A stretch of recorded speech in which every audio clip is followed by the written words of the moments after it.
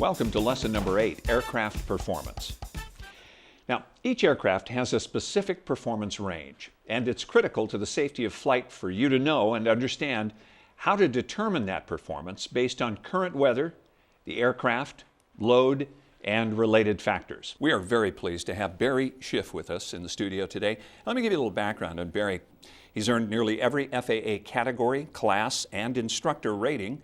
And during his 34-year career with Trans World Airlines, he flew everything from the Lockheed Constellation to the Boeing 747, and he was check captain on the Boeing 767. He's well known to flying audiences worldwide for his numerous books and almost 1,400 published articles.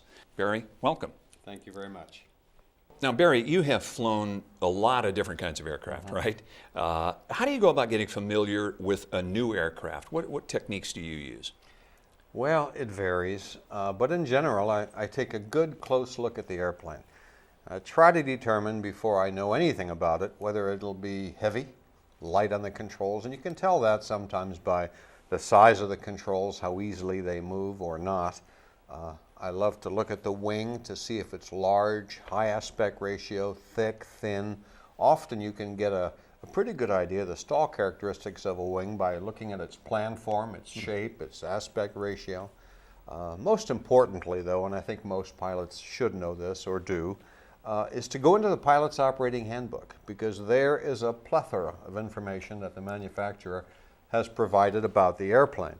But the most important thing, I think, is to talk to those who've flown the airplane I'm about to fly. And find out from them what they think of it. Find out if there are any little tricks or little secrets the airplane has, or perhaps any bad habits. Most of them don't, but occasionally you find one that does.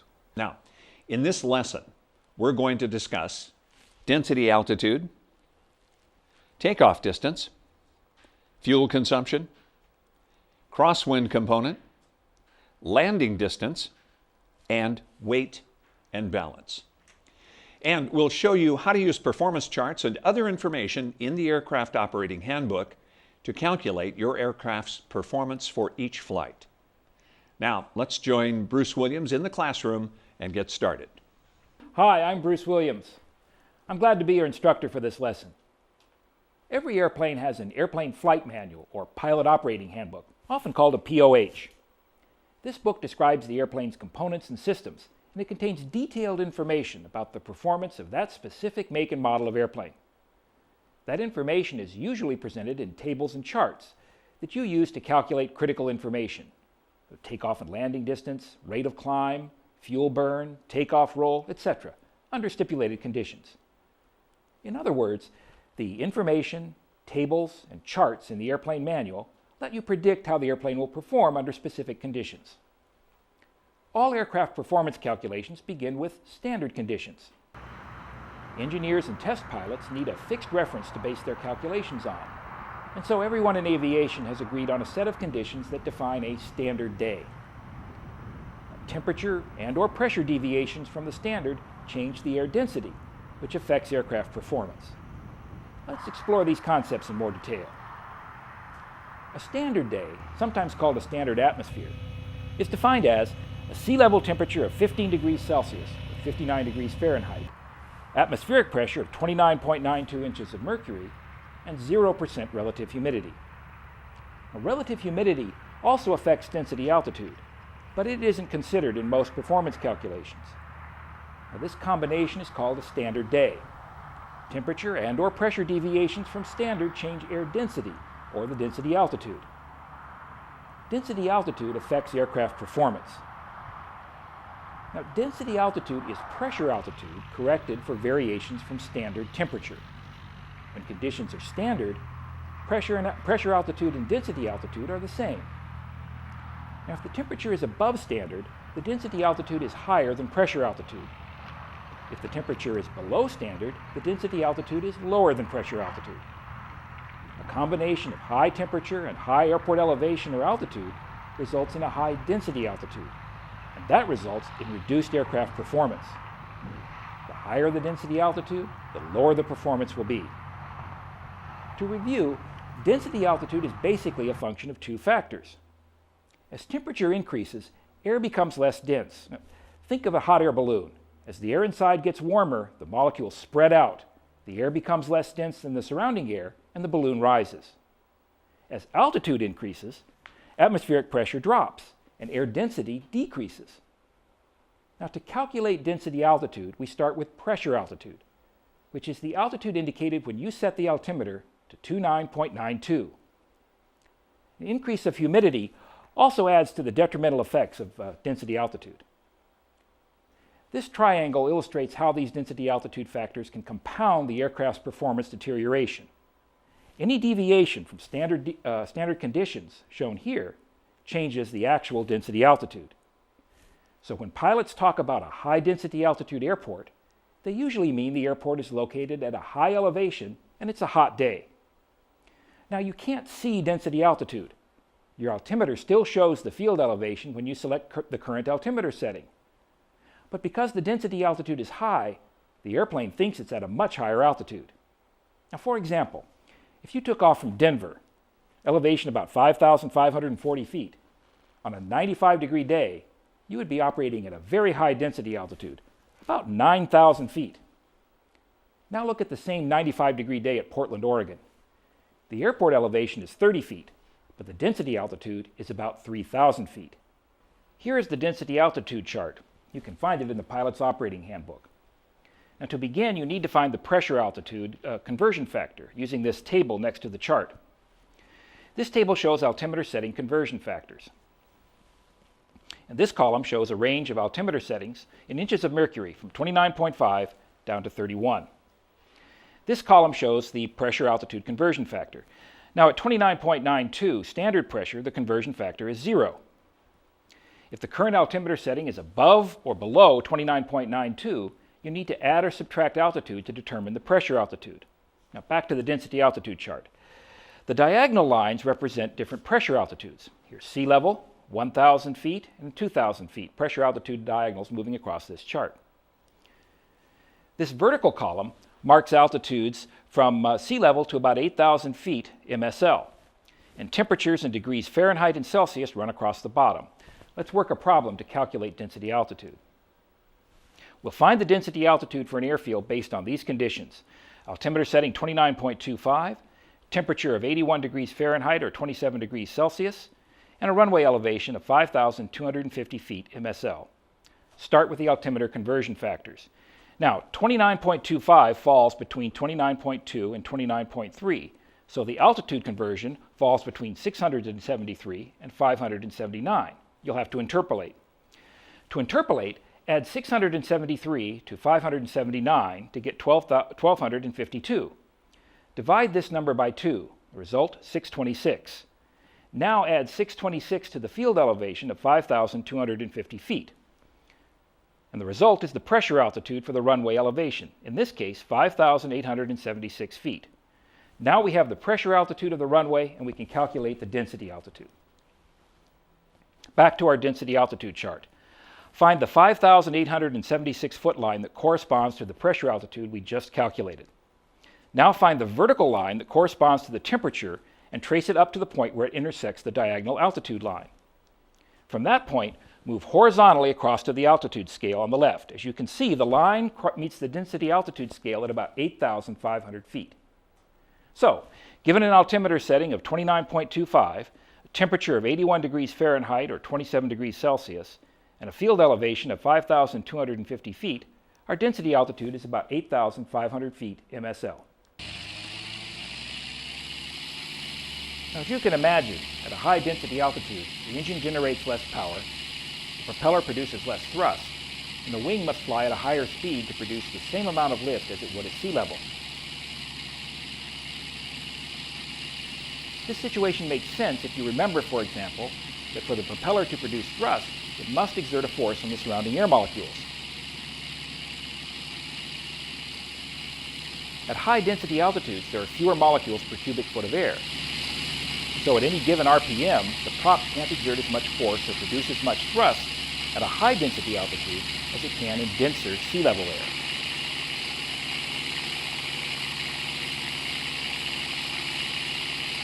The high density altitude has similar effects on the engines and wings. Together, that means you need a longer takeoff run to lift off and you won't climb as well as you do at lower altitudes.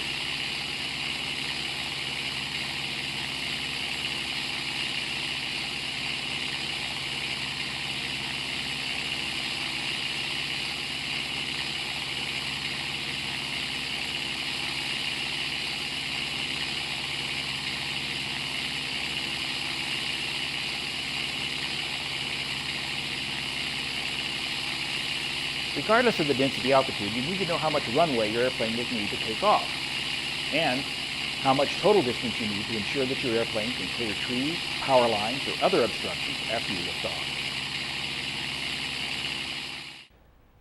As we've just seen, density altitude is one important factor to consider, but you also need to be aware of several other considerations. For example, as you probably know by now, a headwind shortens the takeoff run because it gets air flowing over the wings at lower ground speeds. A tailwind, however, dramatically increases the distance required to lift off. The wind pushes you from behind, increasing your ground speed, but you still need to reach the same airspeed for the wing to generate enough lift for you to take off. The runway slope and surface also affect distance. An airplane doesn't accelerate as quickly on a grass, wet, or muddy runway, so it takes longer to reach flying speed.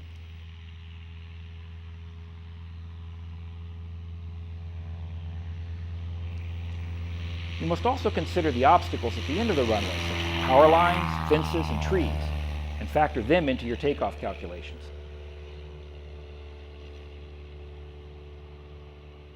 Welcome back to the studio. Let's take this time for an FAA test question.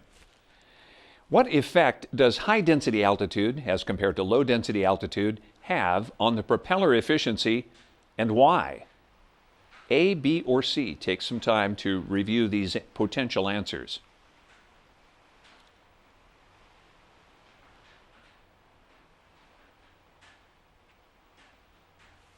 Okay.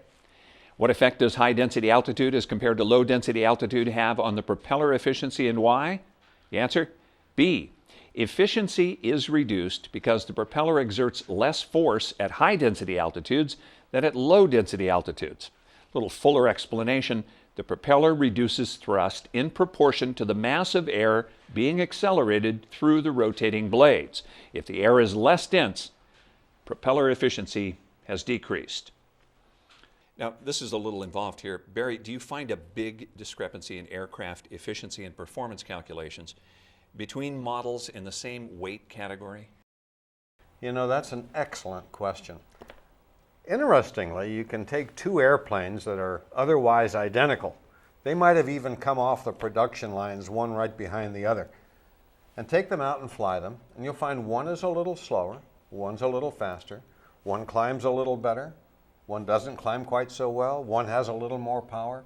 I mean, there are certain variables inherent in new airplanes as well as used airplanes that make them all a little bit different. I mean, a lot of people don't realize this, but when a new engine is put into an airplane, the engine manufacturer guarantees that the engine will develop as much horsepower as it's supposed to, but up to as much as 5% more. So sometimes an airplane coming off the line, presumably 150 horsepower for each airplane, maybe one will have 155 or 156 horsepower. You don't even know that. No way of knowing, but you'll find that this airplane flies just a little bit better than all the others. It's got perhaps a more powerful engine. And the airplanes themselves, they're made on a production line. Presumably they should all weigh the same, but you can take a batch of airplanes coming right off the production line, weigh them, and you'll find they all weigh a little bit different than the other. Because these machines, after all, are not stamped out of a mold. They're handmade. And so you have to really consider that every airplane you fly is unique unto itself in some way. And of course, the older these airplanes get, the more wear and tear that's put on them, the more differences that will begin to appear, even in the handling qualities and in addition to the performance. So all airplanes are really all different in some respect, even though they may look identical. Okay, moving on to a new topic. This one, fuel consumption with Bruce Williams. We'll now discuss how to estimate the fuel consumption of your aircraft. Fuel consumption varies based on a number of factors. These are altitude, wind, temperature, and power setting. Now, fuel consumption can be calculated from tables in the POH. Let's take a look at the cruise power setting table. It's divided into 3 areas based on ISA, or standard temperatures, and pressure altitudes. ISA stands for International Standard Atmosphere. The 3 areas are organized by temperatures, labeled up here along the top, and altitudes listed on the left-hand column. The first area is based on temperatures 20 degrees Celsius below ISA at each altitude. The second area is based on the standard ISA temperature at each altitude. And the third area is based on temperatures 20 degrees Celsius above standard temperature at each altitude. Here's a close-up of a fuel consumption table. And here's a closer look at the pressure altitudes, listed in thousands of feet from sea level up to about 16,000 feet. Let's work our way through using this table. We'll compute the estimated fuel consumption for a 500 nautical mile flight under these conditions. Pressure altitude is 4,000 feet. Temperature is 29 degrees Celsius. Manifold pressure is 21.3 inches of mercury. Now first we need to find the variation from standard or ISA temperature at our altitude. You know that the standard temperature at sea level is 15 degrees Celsius. Of course, as you climb, the temperature usually drops. The standard cooling rate, called the standard lapse rate, is 2 degrees Celsius per 1,000 feet change in altitude. If we climb from sea level and 15 degrees Celsius to 1,000 feet, the temperature drops to 13 degrees Celsius. For this problem, we'll cruise at 4,000 feet, so we'll multiply the standard lapse rate of 2 degrees Celsius per 1,000 feet times 4 and get a change of 8 degrees Celsius. Now 15 degrees minus 8 equals 7 degrees Celsius, which is the standard temperature at 4,000 feet. But today the temperature at 4,000 feet is 29 degrees Celsius. To determine the deviation from standard temperature, subtract 7 degrees from 29. So today at 4,000 feet the temperature is 22 degrees Celsius above the standard temperature. Now we can decide which of the 3 sections of the chart to use to estimate our fuel consumption. Since the temperature at our cruising altitude is 22 degrees above standard, we'll use the ISA plus 20 degrees Celsius chart. First, find our cruising altitude, 4,000 feet. Now read across to find 29 degrees Celsius, and continue across to find the engine RPM and manifold pressure we plan to use for cruise power. Moving a little further to the right, we'll find the fuel consumption for these conditions and power setting, 11.5 gallons per hour. Note that the figures in the table assume that you have leaned the mixture according to the procedures recommended in the pilot's operating handbook for this airplane. You can also see under these conditions that the airplane will fly at 159 knots true airspeed. Because the winds are calm for this problem, our ground speed equals true airspeed. As you'll see later on, if you do have a headwind or tailwind, you must calculate your ground speed to get an accurate estimate of time en route. Now with this information, we can calculate our time en route and complete the problem. To find time en route, divide the distance by speed. We're traveling 500 nautical miles at a ground speed of 159 knots. So 500 nautical miles divided by 159 knots gives us 3.14 hours en route. And if we fly for 3.14 hours while burning 11.5 gallons per hour, we'll consume 36.1 gallons of fuel. Here's how this problem works out. Compute the estimated fuel consumption for a 500 nautical mile flight under the given conditions and power setting. The answer is 36.1 gallons. It is our pleasure to welcome to the studio right now Mr. Paul Hamilton. Paul has over 30 years of flying experience. He is an FAA flight instructor, a designated pilot examiner, and a flight school operator. He has a mechanical engineering degree specializing in aeronautics. He is also the founder of Adventure Productions, a multimedia production company specializing in adventure sport aviation productions. He has produced over 40 films on ultralights and light sport aircraft, and he now authors and produces the ASA Freedom to Fly series for light sport aircraft. Paul, welcome. It's great to be here. As we just mentioned, Paul, you bring a wealth of experience from the ultralight and light sport aircraft community.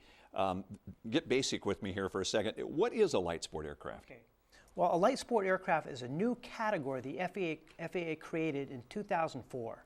These are simple aircraft, easy to fly, and affordable to purchase and operate. Now, Paul, what are the specifics of a light sport aircraft? The fixed kind of details of that. Okay, well, first off, it has to be a non-pressurized cockpit.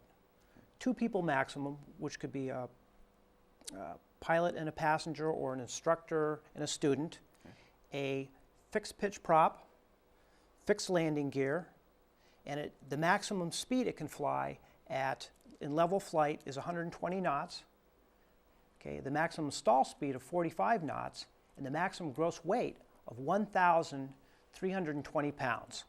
Now let's talk a little bit about the airworthiness of the light sport aircraft. I know you've got some things about some new standards. Well, yeah, the special light sport aircraft airworthiness. Now, this is very interesting because it falls under a whole new set of rules called consensus standards. Now, this is where the FAA got together with the industry and ASTM to produce standards that are consensus standards where everyone works together. Paul, thanks once again so much for being here. You're a busy guy and taking time out of your day. We really appreciate it.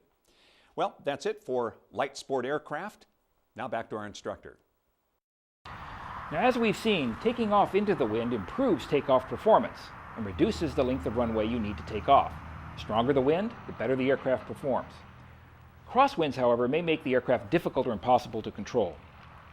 During flight tests, the aircraft manufacturer tests the airplane in crosswinds and publishes the maximum demonstrated crosswind component in the airplane flight manual or pilot's operating handbook. Because the maximum demonstrated crosswind component depends on such factors as approach speed, the maximum crosswind that a Boeing can handle is greater than that for a light airplane like a Bonanza. Now, the maximum demonstrated crosswind component is not technically a limitation, but it's a good guideline to use when considering takeoffs and landings. In fact, the maximum demonstrated crosswind component for the airplane may be more than you want to test your skills against.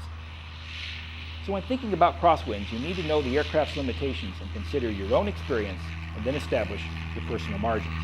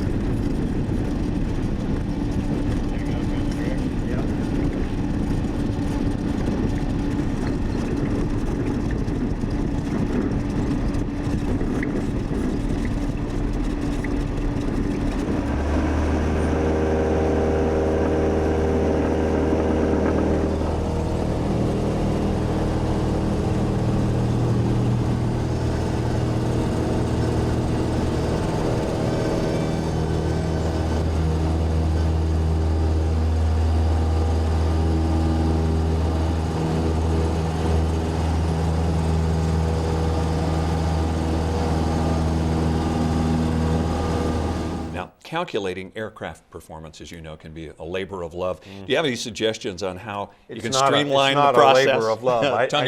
I don't like to compute aircraft performance, but it's necessary. Yeah. It's something you have to do.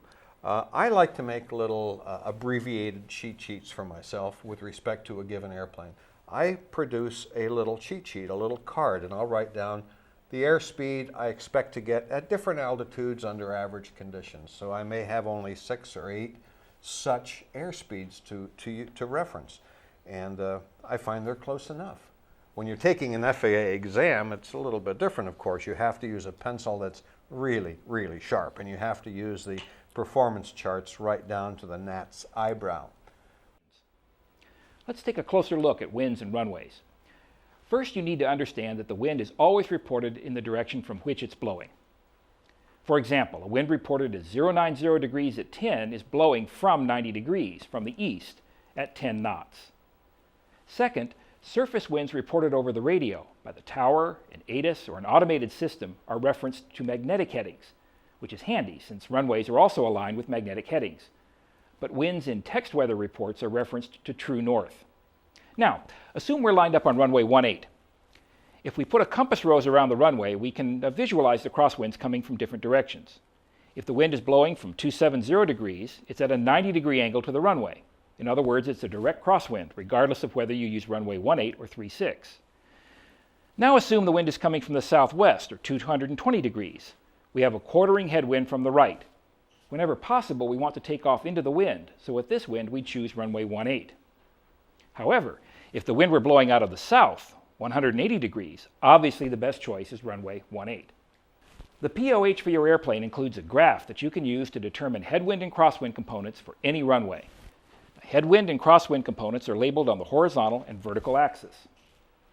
The lines radiating from the bottom of the graph mark the angle difference between the wind and the runway heading from 0 to 90 degrees, and the arcs represent the wind velocity in knots. Now, the crosswind component table includes an example that shows you how to use it. If the wind's blowing at a 30-degree angle to the runway at 40 knots, we start up here at point A along the 30-degree line and move down until we intersect the 40-knot arc. To determine the headwind component, move directly across to point C on the headwind component scale and read 35 knots. Now, to determine the crosswind component, go back to point B, the intersection of the angle and the wind velocity, and drop straight down to the crosswind component and read 20 knots. Now, how do you go about setting personal minimums on things like crosswinds in an airplane you've never flown before? Oh, wow, that's a good question. Well, the first thing I like to do is, before I even undertake a crosswind, before I would even think about flying a new airplane under crosswind conditions, is to see how well the roll response is. See how well I can handle a gust-induced roll one way or the other. I like to see, for example, how much rudder action I have. So I like to take an airplane in the air and put it into slips one way and then the other, as if I were simulating landing in a crosswind. And by doing that, I'll have some sense of just how strong a crosswind I can overcome. But it's also how well and how quickly the airplane responds to those control inputs that becomes very important. So if I wanted to determine how much crosswind I thought it could take, I'd have to do some flight testing first. And that involves simulating the crosswind by making some forward slips up in the air. See if that rudder is effective, see if the roll control is crisp or if it's dull. Okay, let's take some time to do an FAA test question, putting this all together to figure out a crosswind component, all right? Here's our question. What is the computed crosswind component for landing on runway 18 with the wind reported as 220 degrees at 30 knots? Now, first, figure out the angle between the runway and the wind. We do that by subtracting 180 from 220, which gives us a difference of 40 degrees. Next, on the crosswind component chart, locate the arc corresponding to a 30-knot wind and find the point where it intersects with the 40-degree angle line. From that point, use a straight edge to drop straight down to the crosswind component scale. The line crosses the crosswind component axis near 20 knots, so our best choice of the three answers provided is 19 knots. That simple. Let's continue with Bruce Williams in the classroom for aircraft performance. Our next subject, landing distance. Bruce, take it away. Now we'll tackle landing distances. Before every landing, you need to know the runway at your destination is long enough for you to land and come to a stop. You also have to consider obstructions that may affect your descent path. Let's move on now to landing distance. Landing into the wind reduces the aircraft's relative ground speed. Landing distance depends on aircraft weight, temperature, surface wind, and runway slope. To help you estimate the landing distance, manufacturers provide charts and tables in the Airplane Flight Manual, or POH. Here's a typical landing distance chart. The chart is divided into sections, each marked by a reference line, to help you proceed through the steps. The chart provides an example in the upper right-hand corner. Here's a close-up of it. Check it out. It uses the segmented arrows on the chart sections. Now you start by determining the effects of pressure, altitude, and temperature by moving up from the given temperature to the pressure altitude and then straight across to the reference line.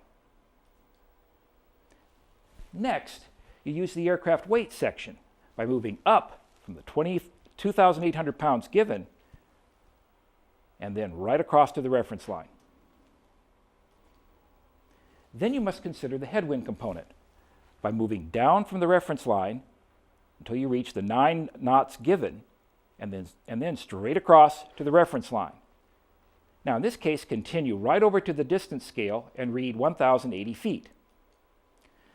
But if you had to determine total distance to clear a 50-foot obstacle, return to that reference line, move up this diagonal back to the distance scale, and read 1,700 feet to clear the 50-foot obstacle.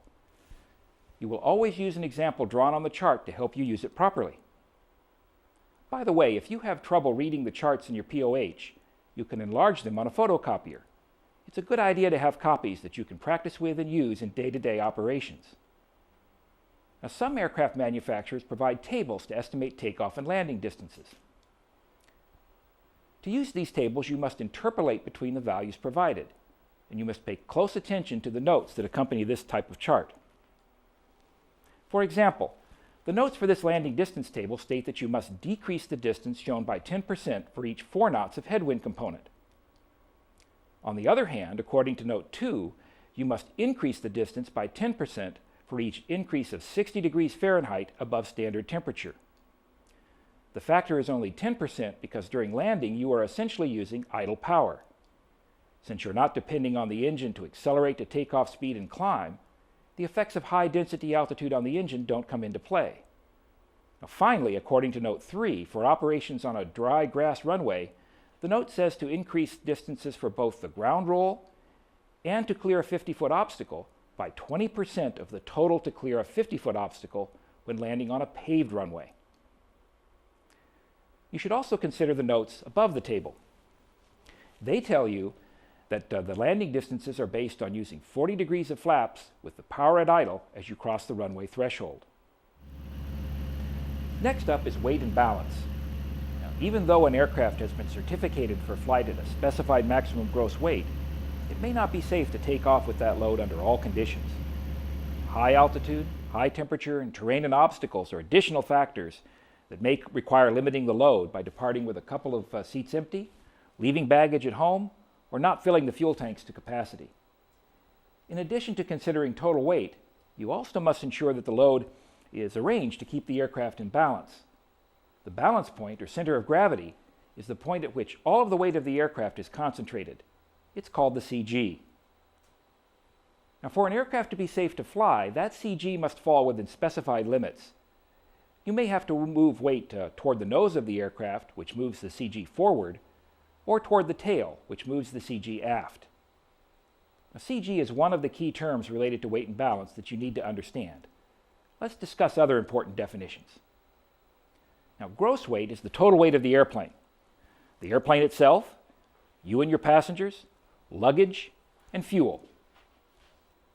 Another term used in weight and balance calculations is empty weight.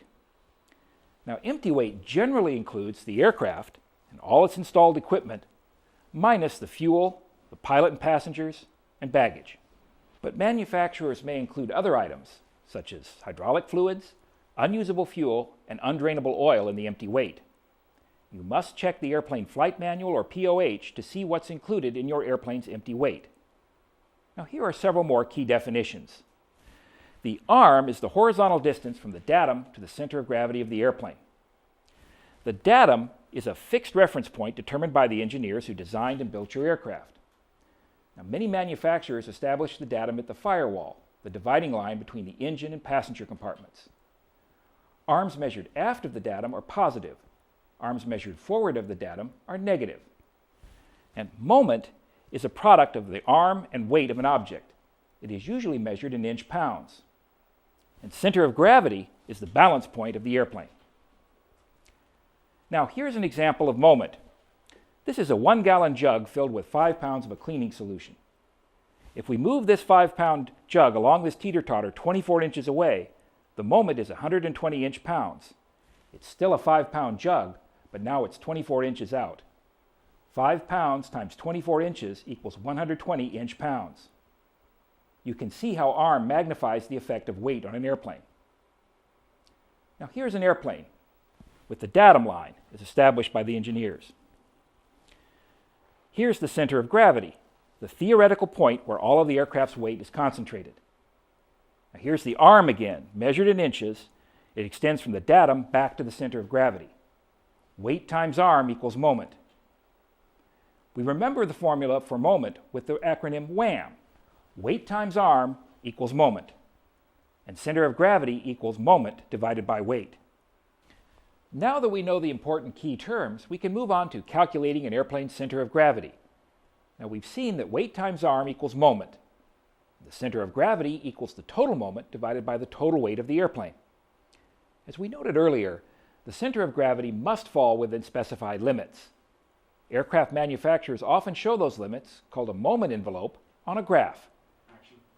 I'm Bruce Williams. It's been a pleasure working with you on this private pilot course. May you always find tailwinds. Okay, let's take some time to work through and solve a weight and balance problem with this FAA test question. What is the maximum amount of baggage that may be loaded aboard the airplane for the center of gravity to remain within the moment envelope? It's one of these three answers, A, B, or C. Now, for weight and balance test questions, the FAA will provide some parameters to begin the calculation. In this case, we're given the empty weight, front passenger and rear passenger weight, and a couple of moments. Okay. Now, with that information, again, you have three possible answers. Only one is correct. Now, a table like this will help you collect and organize the information you need to solve a weight and balance problem. Here's the information provided by the FAA: the airplane's empty weight and the moment and weight of the passengers. Notice the amount of oil, 8 quarts, and the moment, which is minus 0.2 of an inch-pound. As we'll see a little later, the moment is negative because the oil reservoir is forward of the datum for this airplane. Now, here's a loading graph. Many manufacturers use graphs like this to help you solve weight and balance problems. Some manufacturers provide tables. You'll find the loading graph or the table in the POH for your airplane. We'll use a loading graph for this problem. In effect, the loading graph does most of the math for you, as we'll see. On the graph, the weight scale runs up the left axis, and the moments run along the horizontal axis. Note that moments are given in pound inches, divided by 1,000, so that we don't have to work with lots of zeros.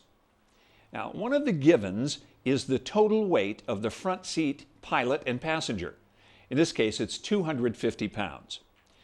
Now, to find the moment of the weight in the front seats, move up the weight scale to 250 pounds.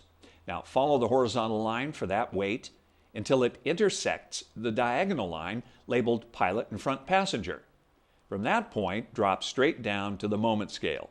The line crosses the scale at 9.2 inch-pounds. We can now put that information in the table.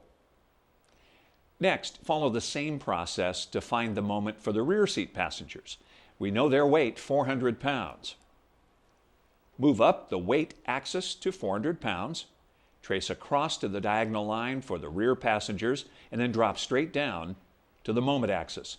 We cross the moment axis, or moment scale, at 29 inch-pounds. Now, back to the table. Fill in the blank for the rear passengers, 29 inch-pounds. Now, next is fuel. Aviation gasoline weighs 6 pounds per gallon. You plan to carry 30 gallons of fuel, so 30 gallons times 6 pounds equals 180 pounds. Back to the loading graph. Move up the weight scale to 180 pounds. Trace across to the diagonal line for fuel, and then drop straight down to the moment axis. The line crosses the moment scale at 8.7 inch-pounds. Now we can fill in the fuel line in the weight and balance table. Now, notice the fine print back on the loading graph. One of the footnotes points out that 8 quarts of oil weighs 15 pounds. And because on this airplane the oil reservoir, as we said, is located ahead of the datum, its moment is minus 0.2 of an inch-pound. With that information, we can finish filling in our weight and balance table. The oil weighs 15 pounds and has a moment of negative 0.2 inch-pounds. After accounting for all the items, our total weight is 2,195 pounds, and the total moment so far is 98.2 inch-pounds. Now, we've still not figured out how much baggage we can carry and where our weight falls in the moment envelope for our airplane, shown here. First, notice that this center of gravity moment envelope has two areas for operations in the utility and the normal categories. Some airplanes, like a Cessna 172, can be operated in either the normal or utility category, depending on the airplane's total weight and how that weight is arranged. As you can see from the graph in this airplane, its total weight must be 2,000 pounds or less if you want to operate in the utility category, and the center of gravity must fall in a smaller range of moments. For this problem, we'll operate in the normal category. Now, back to the question of how much baggage we can carry. Our total weight so far is 2,195 pounds. The upper limit of the normal category envelope is 2,300 pounds, so we have 105 pounds remaining. And our total moment so far is 98.2. As you can see, the point where our total weight and total moment intersect is within the normal category envelope. Let's see if we can safely add 105 pounds of luggage. On the load graph, move up the weight scale to 105 pounds. Now, trace horizontally to the diagonal line for baggage or a child seat. From the intersection at that line, drop straight down to the moment scale. We cross the moment axis at 10 inch-pounds. Now we can fill in the last blank in our table. Baggage, 105 pounds with a moment of 10 inch-pounds. The total weight is now 2,300 pounds, and the total moment is 108.2 inch-pounds. So, is our airplane at or below the maximum certificated weight and within the moment envelope? All right, let's go back to the moment envelope graph. First, move up the weight scale to 2,300 pounds. That's at the top of the allowable weight for the normal category. Next, find the total moment on the moment scale and move straight up to where it intersects the total weight.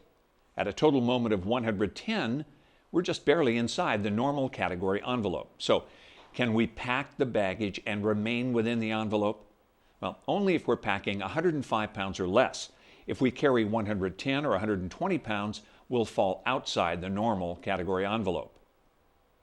As you can see, this takes a little bit of work, but it's not rocket science. Here's our question again. And the correct answer is C, 105 pounds. All right. Now, as we saw earlier, there's more than one way to calculate a landing and a takeoff roll distance. Well, there's also more than one way to calculate a center of gravity. Let's look at a second example. Now, using the loading table, is the airplane within weight and balance for the limits given? With these limits, front seat occupants 415 pounds, rear seat occupants 110 pounds, fuel main tanks 44 gallons, fuel auxiliary tanks 19 gallons, baggage at 32 pounds. So, which of the three, A, B, or C, is the correct answer? Okay, let's take a look at a typical weight and balance loading chart. The table lists all of the data for a series of weights: arm, weight, and moment. For the front seats, the arm is 85. If the weight of the person in the front seat is 120 pounds, the moment is 102 inch-pounds. Notice when using this table, the moments are already divided by 100 to avoid dealing with large numbers. Now let's move on to our specific example. The FAA didn't provide one crucial piece of information: the empty weight of the airplane. Now, in many cases, this is not given as part of the question. We must find it. Now, by usually looking at the notes for the loading graph or loading table, we can find it. In this case, the empty weight of this airplane is 2,015 pounds, and the airplane's empty moment is 1,554. The table also provides the CG limits. Notice that they vary based on total weight. For example, at 2,950 pounds, the forward limit is 82.1 and the aft limit is 84.7. At 25 pounds, the limits are 77.5 and 85.7. And at 2,475 pounds or less, the limits are 77 and 85.7. Now, as we did for the earlier example, we organize all our data in a table. Here's all the information we've been given so far. We have total aircraft weight of 2,950 pounds and total moments 2389.9. We calculate center of gravity by dividing total moment by total weight. 2389.9 divided by 2950 equals 81. Now, we can check those numbers against the limits in the table from the POH. We can see that our takeoff weight at the maximum, 2,950 pounds, so we're okay there. But the CG, 81, is outside the maximum forward CG of 82. Again, this problem takes a little work. So what's the correct answer? The answer to our FAA test question is the weight is okay, but the CG is out of limits. And as you can see, the answer is A. Now, Barry, what questions would you ask an experienced pilot about an aircraft before you took it up, or certainly before you purchased it? Well, if I'm going to buy an airplane or rent an airplane or fly one for the very first time, the thing I want to know is, what do you dislike most about the airplane and why? In other words, explore its weaknesses. I mean, we can always find out what it is that's so great about an airplane. I mean, the manufacturer will tell you how wonderful its new model is. And you know from looking in the pilot's operating handbook just what it'll carry, how fast it'll go. But I love to ask someone who's really experienced in the airplane I'm about to fly or buy, what do you hate about this thing? What do you dislike about it? If you could suddenly wave a magic wand and change something, what would it be? Either in terms of its performance capabilities or its flying habits or its mannerisms. I'd want to know, what don't you like? And that'll tell me more about the airplane than saying how well do you like it, because you know you always get rave reviews by someone who's flown an airplane before. Especially someone who's trying to sell you an aircraft, I would. Yes, for sure. Okay. Well, that wraps up our lesson on aircraft performance, lesson number 8 with Bruce Williams. When you're ready, join Josh Pruzak in the classroom for lesson number 9, en route flight.